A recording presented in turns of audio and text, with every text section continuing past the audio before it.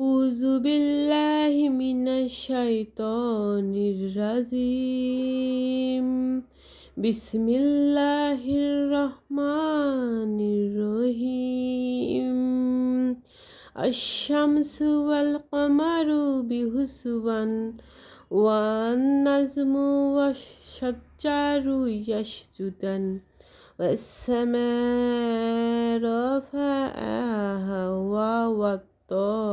মিজান।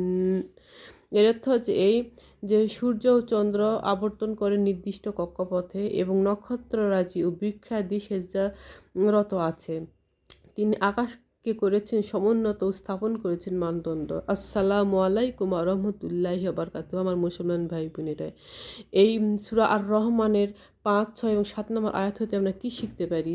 যে বৃক্ষরাজি, চন্দ্র, সূর্য, আকাশ এরা সব সময় আল্লাহ সুবহানাহু ওয়া তাআলার কথা শুনে এবং এই যে গাছপালা এগুলো সবসময় সিজদারত রয়েছে। তাহলে আমরা মানুষ হিসাবে, সৃষ্টির সেরা জীব হিসাবে আমাদের সবাইকে অবশ্যই নামাজ কায়েম করতে হবে মুসলমান ভাই বোনেরা।